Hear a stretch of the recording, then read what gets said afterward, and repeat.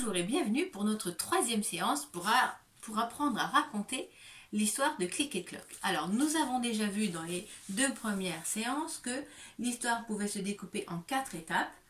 Le début de l'histoire où on présente les personnages, ensuite Clock disparaît, ce qui entraîne le début des aventures, et enfin l'histoire se termine avec le retour de Click et Clock ensemble et une nouvelle vie qui démarre pour eux. Alors, te rappelles-tu ce que tu dois dire dans la première étape? Alors, oui, dans la première étape, premièrement, il faut commencer par une petite phrase de début. Il était une fois, ou bien c'est l'histoire de, ou bien comme dans le livre, par un beau matin de printemps. Ensuite, tu dois présenter les personnages, dire que ce sont des oiseaux, que ce sont les meilleurs amis du monde, qu'ils font tout ensemble, etc. Et enfin, troisième chose, tu peux rajouter la petite chanson du début de l'histoire. Nous sommes Click et Clock, une amitié dure comme du roc. Nous sommes Clock et Click, des plumes, de bec, jamais de hic. Bien, alors maintenant qu'on a révisé tout ça, tu vas t'entraîner à raconter le début de l'histoire à papa ou à maman et on se retrouve après. Ça y est, tu as réussi? Bon, c'est très bien. Alors aujourd'hui, nous allons travailler à partir de la deuxième étape. Alors, que se passe-t-il dans cette étape? Alors oui, Clock disparaît. C'est ça qui va déclencher les aventures. Alors, que se passe-t-il une fois qu'on sait que Clock a disparu? Alors, oui, ben évidemment, Click se met à sa recherche.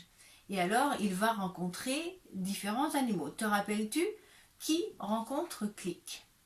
Oui, alors il rencontre, tu as raison, un tigre, il rencontre un serpent et il rencontre les fourmis.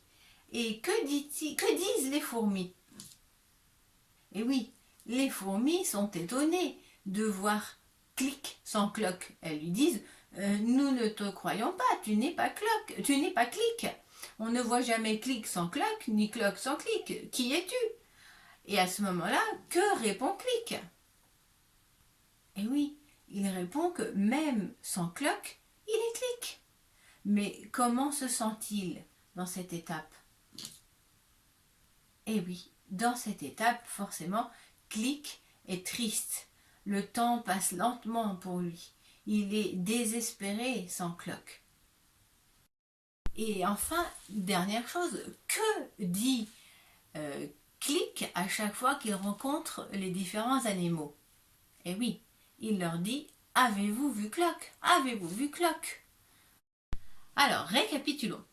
Que doit-on mettre dans cette deuxième étape? Alors, premièrement, on doit apprendre que Clock a disparu. Deuxième chose, on doit dire que Click part à sa recherche et va rencontrer différents animaux auxquels il va demander « Avez-vous vu Clock? Avez-vous vu Clock ?» Et troisième chose, on doit bien dire que Click est très triste sans Clock. Voilà, alors maintenant, tu peux t'entraîner à raconter ces deux premières étapes. Et si tu veux, tu peux aller réécouter toute l'histoire de Click et Clock. Je te mets en lien dans la description les 4 adresses pour aller écouter ces 4 épisodes. Voilà, à bientôt!